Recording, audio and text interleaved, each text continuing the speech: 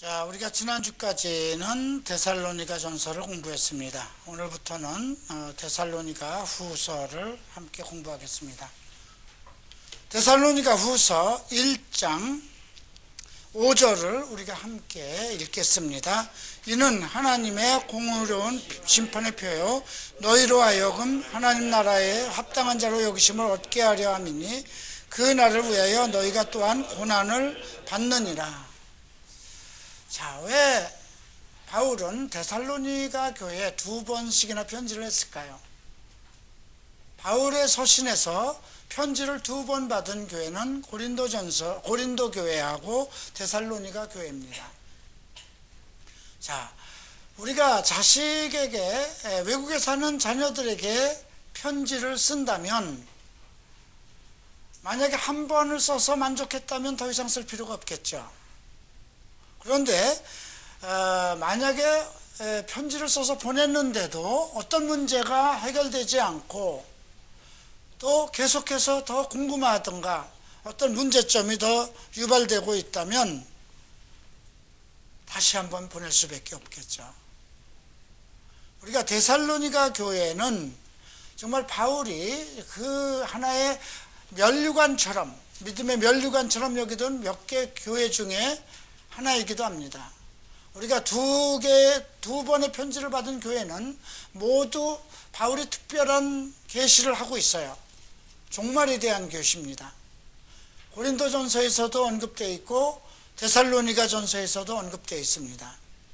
이제 예수 그리스도께서 오시는 그날에 대해서 언급을 하고 있습니다. 근데 특별히 바울은 데살로니가 교회에 편지를 한 후 한 6개월 후에 다시 편지를 하지 아니하면 안 되는 그런 시점에 놓였는데요. 그 이유는 무엇이냐면 그 교회에 바울이 보낸 편지 내용이 잘못 와전될 수 있는 그런 정황이 포착된 겁니다. 과연 이것이 바울의 편지냐 할 정도의 그런 의심들이 있었던 것이고요. 또 그 시대에는 율법주의자들이 이미 교회에 침투되어 와 있었고 또 현실주의자들도 또 영지주의자들도 그 교회의 성도 중에 또 지도자들 중에 많이 포함되어 있습니다. 지금도 마찬가지죠. 한국 교회든 외국 교회든 이단성 있는 교회도 많고요. 각 교회들이 전부 다 어떠한 특별한 교리를 가지고 잘못된 그런 교회들도 많이 있고요. 그러니까 그 당시 사도교회라 할지라도 바울은 온 세상을 다니면서 복음을 전하는 동안 제자들이 또 순회를 하면서 전하고 있지만 그래도 그곳에서 파생된 많은 불협화음들이 나타나기 시작했던 것입니다. 특별하게 지금 현재까지 있는 일들은 이렇게 이야기를 하고 다스려 나가면 되겠지만 종말에 대한 예언은 정말 잘못되면 큰일이죠. 그래서 바울은 그런 문제에 대해서 성도들을 좀 확정하게 온전하게 그들을 확신시키고 싶은 그런 마음을 가졌던 것으로 생각됩니다. 바울은 데살로니가 전서에서 그 성도들에게 원하는 것이 거룩한 삶의 모습이었습니다. 거룩한 삶으로 살아가야 되는데 그것이 실증적으로 나타나야 되는 것이라는 것이죠. 우리가 예수를 믿으면서 어떤 경건한 모습들은 다 가지고 있어요. 그렇죠? 나는 크리스찬입니다. 그래서 세상 사람들보다 좀 악하지 않고 선하고 남들을 사랑하는 그런 기본적인 그런 마음들을 가지고 있습니다. 그래서 외형적으로는 그 사람들이 크리스찬이라는 어떤 모양들은 보이지만 어떤 삶 속에서 나타나는 능력이 나타나지 않는 경우가 있어요. 그래서 바울은 디모데서에서도 언급하죠. 경건의 모양은 있으나 경건의 능력이 없는 자들이다. 이런 자들에게서 내가 돌아서라고 얘기를 합니다. 그러니까 말로만 신학적으로만 어떤 그 믿음에 대해서 소망에 대해서 예수에 대해서 하나님에 대해서 구원에 대해서 성령에 대해서 이렇게 얘기를 하는데 그것이 삶 가운데서 실천적으로 나타나지 아니하면 그림 속에 있는 고양이잖아요. 그런 것이 데살로니가 교회에서 나타났던 것입니다. 그래서 바울은 먼저 너희가 거룩한 백성이라면, 거룩한 성도라면 결혼 생활에 충실하라는 것을 전제로 하고 있습니다. 내 아내를 존귀하게 여기라, 이렇게 명령합니다. 여러분, 이 음행의 시대, 이 더러운 세상 속에, 특별히 오늘과 같은 현대 생활 속에서 내 자신을 거룩하게 지킬 수 있고 의로운 사람으로서, 정결한 성도로서 지킬 수 있는 방법이 무엇일까요? 온전한 가정생활입니다. 온전한 부부생활입니다. 요즘 젊은이들, 더군다나 요즘같이 결혼이 힘들어지고, 과거에는 벌써 16, 15살만 되면 부모끼리 짝을 짓고 20살이 되기도 전에 다 결혼을 했습니다. 예. 요즘같이 과거에는 그렇게 이혼이라든가 이런 것이 없었어요. 그죠? 부모들이 중매를 해서 이렇게 만나서 살아도 정말 자식들 오늘날보다도 더 많이 나고, 그죠? 먹고 입을 것이 그 당시에는 없었음에도 불구하고 자식들을 줄줄이 낳아서 그 나름대로 최선을 다해서 양육해서 또 결혼시켰다는 것이죠. 오늘날은 뭐 간통죄가 폐지되고 이혼이 뭐 그냥 서로 의견만 다르면 서로 이혼하고, 신혼여행 갔다가도 이혼하고 돌아오는 사람들도 많고, 그나마 또 어떤 조건주의적인 그런 배우자 선택 때문에 결혼하기가 힘든 그런 시대가 되어버리고 있어요. 그래서 자기를 사랑하고 돈을 사랑하는 시대가 되어버렸다는 것입니다. 자기중심적이고 그리고 물질중심적인 세상이 되어버렸다는 것입니다. 이런 세상 속에서, 이런 세태 속에서 또 이단들이 들끓지 않습니까? 좀 신천지라든가 뭐 좋은 교회가 나오면 전부 다 뭐 하나님의 교회라든가 신천지 교회가 그 교회 자리를 접수한다고 그러죠. 그 정도로 지금 이단이 설치고 있습니다. 자기네들이 성령이라는 동, 자기네들이 예수라는 동, 이제 뭐 그 통일교와 같은 그런 이단이나 여호와의 증인과 같은 이단은 둘째 치고라도 기독교 이름 십자가를 내걸고 하는 이단들이 우리 한국교회에 판을 치고 있다는 것이죠. 이러한 세태 속에서 과연 우리가 그리스도의 날까지, 예수 그리스도께서 이 땅에 재림하실 때까지 우리가 온전한 믿음을 지킬 수 있는가, 이것에 대한 것이 데살로니가서의 해답입니다. 그래서 데살로니가 전서에서는 우리의 거룩한 생활을 전제로 결혼 생활에 대한 중요성을 언급하고 있습니다. 두 번째는 무엇일까요? 온전한 자기의 일을 돌아보라. 종령이 자기 일을 하고 너희 손으로 일하기를 힘쓰라는 거죠. 놀고 먹지 말라는 겁니다. 건달되지 말라는 것입니다. 예. 요즘 정말 젊은이들이 정말 대학교까지 졸업해도 일할 자리가 없습니다. 정말 일할 자리가 없을까요? 생각해 봐야 돼요. 일할 자리가 없다면 왜 중국 같은 데서 아니면 중동에서 수많은 사람들이 와서 다 그 일자리를 메꾸고 있느냐 이거죠. 일할 자리는 다 있는 거라는 거죠.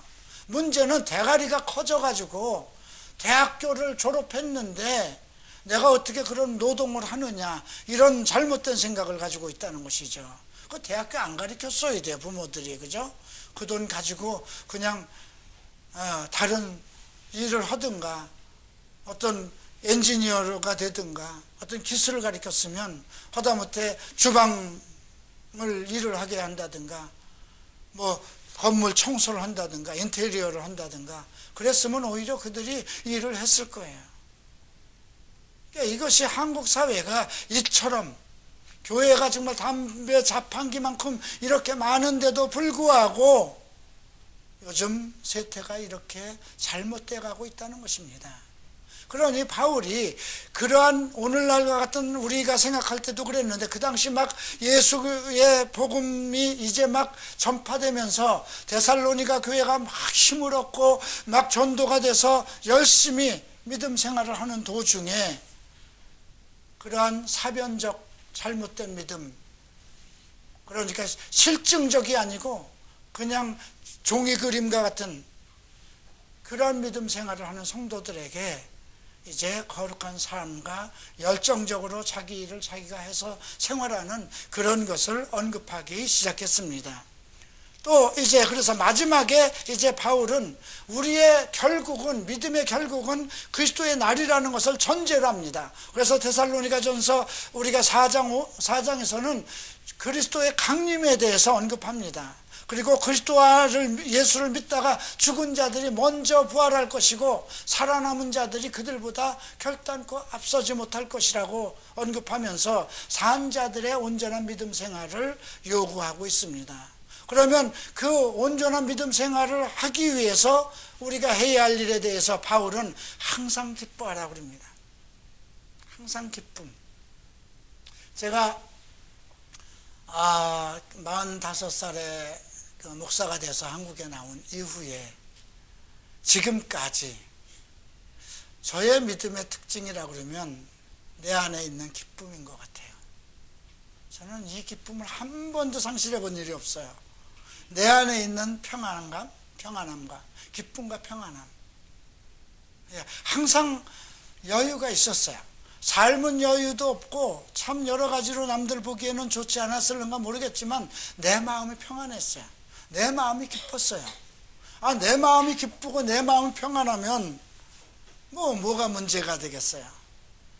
그런 기쁨과 평안이 어디에서 올까요? 하늘로부터 오는 것입니다. 그래서 항상 기뻐하고 쉬지 말고 기도하라는 것이죠. 한국 사람들 기도 참 잘합니다. 어느 나라가 새벽 4시, 5시에 나와서 울고 웃고 무릎 꿇고 기도합니까? 기도원 가서 누가 그렇게 금식하면서 기도합니까? 그런데 아까 제가 말씀한 것처럼 경건의 모양은 있으나 경건의 능력이 없다는 것, 습관적인 기도는 의미가 없지 않을까요? 제가 믿음 생활 중에 제일 잘못하는 것이 기도 생활입니다. 기도 생활을 잘못합니다. 기도 생활을 못한다는 것은 한국 목사들처럼 미사여구를 써서 그 아름답고 큰 소리로 기도를 못한다는 것입니다. 근데 저는 하루 종일 기도하는 심령으로 삽니다. 걸어가면서도 기도합니다. 내 마음에 누구가 떠오르면 그 사람을 놓고 기도합니다. 집에서도 텔레비를 보다가도 기도합니다. 텔레비를 보다가도 노인 양반들이 나오면 제일 먼저 떠오르는 게 누구겠어요? 교회 노인들이죠. 몸 아픈 사람들이죠. 그러니까 우리의 삶 전체가, 생활 전체가 기도로 쉬지 말고 기도해야 된다는 것입니다. 걸어가면서도 기도하세요. 앉으나 서나 기도하세요. 앉으나 서나 애인 생각만 하지 마시고 앉으나 서나 기도하세요. 세 번째는 무엇일까요? 범사에 감사하라. 모든 것에 감사하는 것. 잘못된 일이 있어도 하나님께서 이 잘못된 것을 통해서 나를 깨우치시는구나, 그렇게 생각하면 은혜잖아요. 그죠? 내가 실수한 일이 있어요. 잘못한 일도 있어요. 그런데 이걸 통해서도 나를 깨우치시는구나 하면 그것도 감사한 거예요. 그 다음에 성령은 소멸치 말라. 성령 안에서 살라는 거죠. 성령은 거룩한 영인데 우리가 정말 악한 마음이나 더러운 생활을 하면 성령은 괴로워하고 떠나실 거잖아요. 그렇죠? 성령은 소멸치 말라. 악은 모든 모양이라도 버려라. 그 어떤 거라도 버려라. 그렇죠? 이렇게 언급하고 있습니다. 오늘 우리가 데살로니가 후서 이제 한번 살펴보겠습니다. 데살로니가 후서 1장에서는 5절에서 하나님의 공의로운 심판의 표를 언급하고 있습니다. 이거는 의로운 삶의 심판의 표라는 뜻입니다. 무엇이 그럴까요? 우리가 하나님의 일을 하고 열심히 신앙생활을 하면서 믿음 생활과 온전한 사랑을 지켜가면서 받는 핍박과 박해가 있다면 그것은 하나님의 공의로운 심판의 표라는 것입니다. 여러분, 나쁜 짓을 해가지고 교도소를 들어간다든가 무슨 문제가 생기면 그건 공의로운 심판의 표가 아니고 잘못에 대한 심판의 표죠. 그런데 내가 의로운 생활, 오직 하나님을 위하고 오직 성도들을 위하고 내 온전한 믿음을 지키면서 온전한 사랑을 그렇게 지키면서, 그런데도 내가 외적으로부터 핍박과 환난을 당한다면 그것은 하나님의 공의로우신, 하나님의 의로운 표라는 것이죠. 자부심을 가질 필요가 있다는 것입니다. 왜 바울이 이런 편지를 데살로니가 교회에 했을까요? 갑자기 핍박이 들어왔어요. 여러분, 교회가 들어가고 나면 반드시 핍박이 일어납니다. 우리나라도 그랬잖아요. 어느 나라든지 복음이 들어가고 나면 핍박이 옵니다. 이 핍박의 때에 정말 참고 견디느냐, 요즘도 뭐 사회주의 국가인 중국이나 뭐 북한 같은 데는 뭐 복음을 어떻게 유지할 수가 없죠. 그런데 지금 우리가 물질 만능 속에 살아가는 사람들은 복음이 보편화돼서 그냥 그 현실주의화로 빠지기 쉽습니다. 요즘 이렇게 우리가 미국이나 한국과 같이 정말 온전한 그 복음 생활을 충분히 할 수 있는 그런 정치적인 구조, 문화적인 구조 속에서는 오히려 이것이 온전한 믿음 생활이 아니고 그냥 보편적인 믿음 생활, 나는 크리스찬이야, 나는 이력서에 크리스찬을 쓰는 사람이야, 나는 교인이야, 이런 자부심만으로 경건의 모양을 가지고 있는 그런 형식적인 성도로 살아갈 수 있다는 것입니다. 그러나 핍박을 받으면 어떻게 될까요? 지금 중국 지하교회나 아니면 북한의 지하교회에 있는 사람들은 어떨까요? 오직 믿음이거든요. 오직 믿음으로 살아갈 수밖에 없는 거예요. 그럼 왜 예수를 믿는데도 이렇게 핍박을 받는가? 지금도 아마 그런 생각을 하는 분들이 있을 거예요. 여러분들이 만약에 믿음 생활을 했는데도 생활은 여유가 없고 또 건강에도 문제가 생겨서 뭐 암이 걸렸다든가 자녀들이 되는 일이 없다든가 그러면 우리가 예수를 믿어서 뭐 좋은 일이 있겠는가 이렇게 생각할 수는 있다는 것이죠. 그렇다면 그 사람은 아직 성경이 요구하는 온전한 믿음에 오르지 않았다는 것입니다. 우리가 온전한 믿음을 가지고 있고 주를 사랑하는 믿음을 가지고 있다면 어떤 외적인 핍박과 환경의 핍박을 받으면 받을수록 그 믿음이 강건해져야 된다는 것이죠. 지금 이 말을 하면서 3절에 이렇게 얘기를 하고 있습니다. 형제들아, 우리가 너희를 위하여 항상 하나님께 감사할지니 이것이 당연하면 너희의 믿음이 더욱 자라고 너희가 다 각기 서로 사랑함이 풍성함이며 그랬습니다. 이 말씀을 우리가 좀 잘 이해할 필요가 있습니다. 믿음이 더욱 자란다. 여기서 더욱 자란다는 것은 쭉쭉쭉쭉 뻗어 올라간다는 거예요. 믿음이 계속 왕성하게 쭉쭉 뻗어 올라간다는 것입니다. 왜 그랬을까요?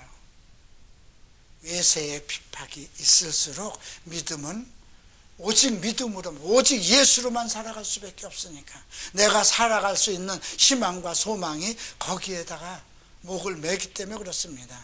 너희가 다 각기 서로 사랑함이, 그 큰 사랑, 믿는 자들을 위한 열정적인 사랑을 안 가질 수가 없다는 거예요. 그러니까 믿는 사람들을 보호하고 누가 배고프다면 내 있는 것을 갖다 주게 되고 그의 문제에 대해서 정말 밤을 새서 기도하고, 딱 두 가지입니다. 정말 왕성한 사랑과 정말 큰 사랑이 나타나고 큰 믿음의 성장이 나타난다는 것입니다. 이것이 환난 중에 나타나는 믿음의 특성입니다. 그거에 비해서 요즘과 같이 먹을 것이 풍부하고 문화생활이 정말 각양각색의 여러 가지 잘못된 외색문화가 들어오고 정치적으로도 혼란기에 이런 때 민심이 휘잉하고 이럴 때에는 어떤 문제가 생길까요?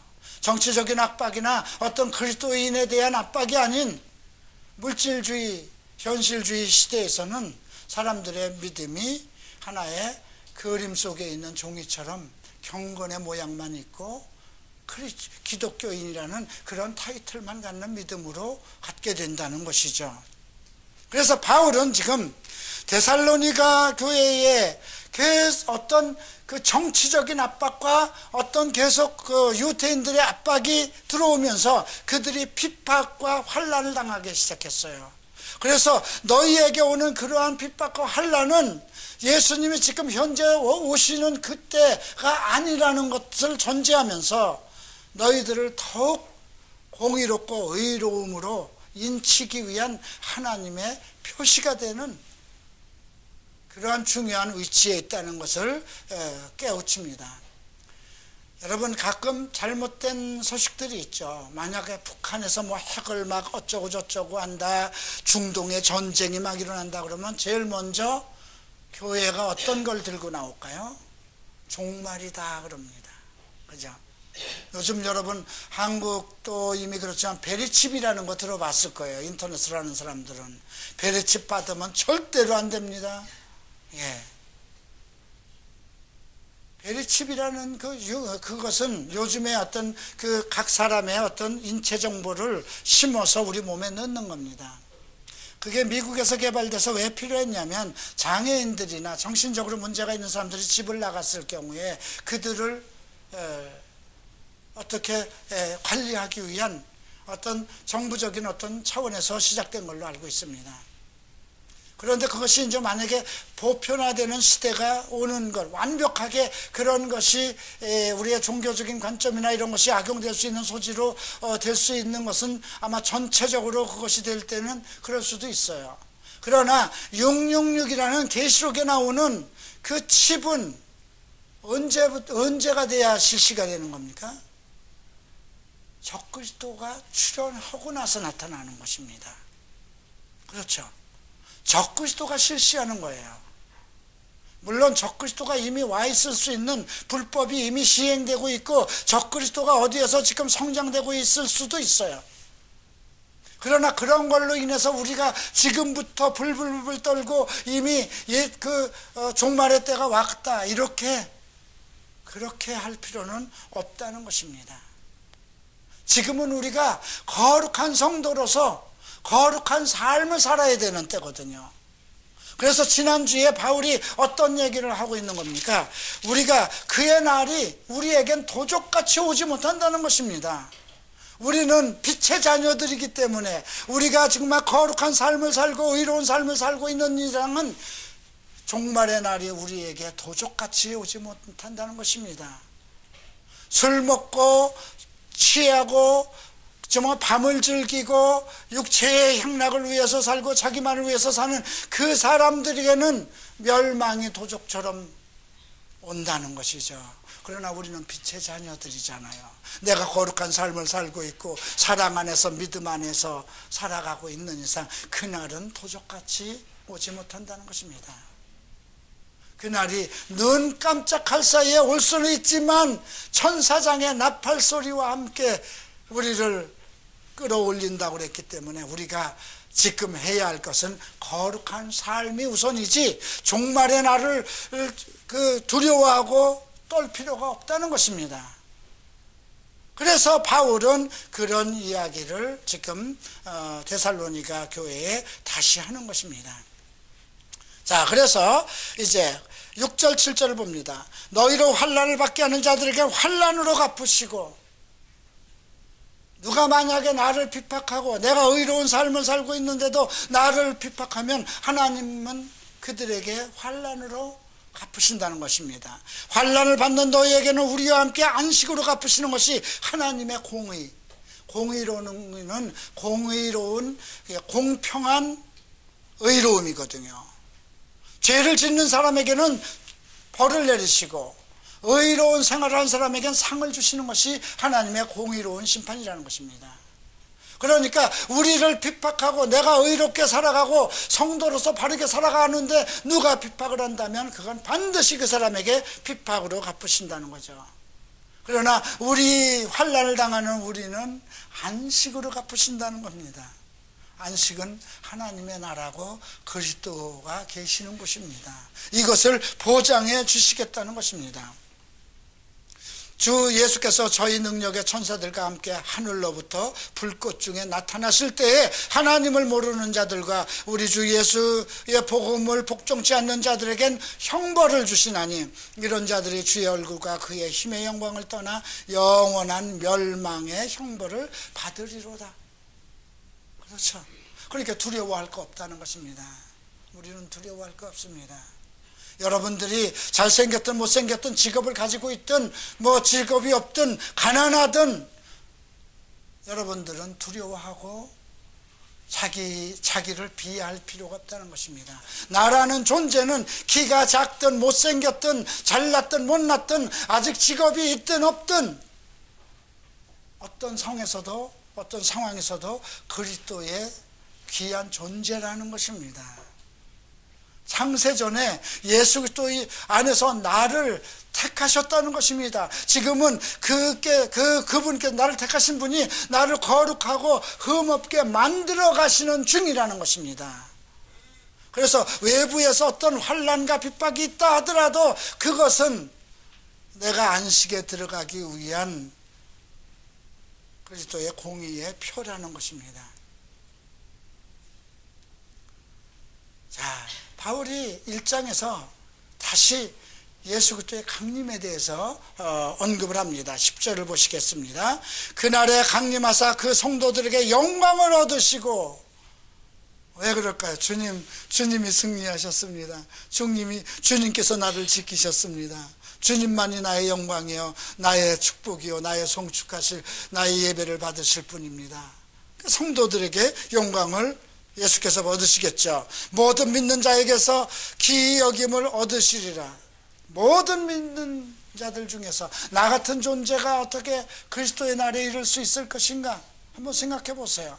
우리가 생각하기엔 아주 위대하고 공부도 많이 하고 지식도 많고 고귀한 가문을 가지고 있는 사람들만이 들어가는 것 같은데, 이 세상에서 버림받고 정말 인간답지 않도록 취급받던 사람들이, 그들이 다 거룩한 사람이 돼서 주님 앞에 나타나 있다면 그걸 누가 했다고 하시겠습니까?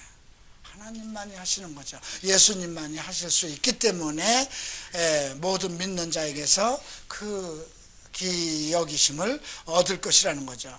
그 증거가 무엇이냐면 너희에게 믿어졌다. 우리의 증거가, 바울이 그리스도의 오시는 날에 대해서 너희들이 환난을 받는 그 모든 환난은 안식의 날에 너희가 영광된 그리스도 앞에서의 자랑거리라는 그 전달된 복음의 메시지가 성도들에게 믿어졌기 때문에 그 날이 가능할 수 있었다는 것입니다. 만약에 여러분들이 이 부활신앙, 우리가 그리스도를 이 땅에서 그리스도의 오심을 받든가 아니면 내가 죽어서라도 그리스도께서 오실 때에 내가 다시 부활해서 그분을 먼저 만날 것이라는 이러한 가르침에 대해서 여러분들이 부정적인 생각을 갖고 받아들이지 않는다면 그건 여러분들의 책임을 져야 될 문제예요. 그렇죠? 아니, 가기 싫다는데 뭐 억지로 데려가시겠습니까? 믿지 않는 걸 억지로 믿게 해서 데려가시지 않으시듯이 하나님의 공의는요, 우리의 인격을 존중해 주는 겁니다. 나는 그냥 그렇게 살겠어요 그러면 할 수 없잖아요. 나는 도둑질하면서 살겠어요, 나는 도박하면서 살겠어요, 난 성적으로 음행하면서 살겠어요 그러면 그건 못 말리는 겁니다. 제 인생이니까. 하나님도 불쌍히 여기시고 긍휼히 여기시겠지만은 하나님은 자기를 따르고 자기를 믿는 자들, 그리스도의 진리의 말씀 가운데 와서 그 말씀에 순종하고 복종하며 그 말씀을 믿는 자들에게 공의로 심판하시고 그들을 안식으로 갚으시는 것이죠.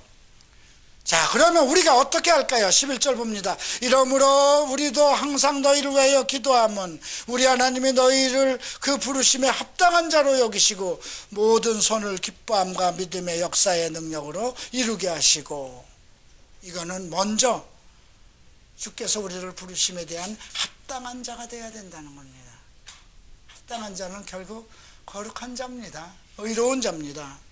또 하나는 모든 선을 기뻐하는, 선한 것만 기뻐해야 돼요. 그리스도 안에 있는 것만 감사하고 기뻐해야 됩니다. 또 하나는 무엇입니까? 믿음의 역사를 능력으로 이루게 하시는 것. 우리가 하는 모든 믿음의 일들이 능력으로 나타나야 된다는 거죠. 작은 일이든 큰 일이든 내가 하는 일에 하나님의 능력이 합쳐져서 나타나야 되는 겁니다.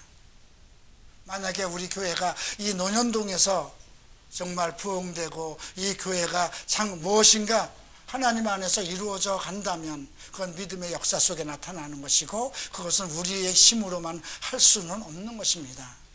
우리 속의 역사는 그리스도의 능력이 나타나야 되는 것이죠. 12절 봅니다. 우리 하나님과 우리 예수 그리스도의 은혜대로 우리 주 예수의 이름이 너희 가운데서 영광을 얻으시고 너희도 그 안에서 영광을 얻게 하려 함이라. 이 말은 우리가 잘못되고 나쁜 생활을 하면 예수 그리스도의 이름이 세상에서 욕을 얻는다는 겁니다. 저렇게 믿을 거면 왜 예수 믿어? 우리를 통해서 예수 그리스도가 영광을 받는 것은 우리의 거룩함입니다.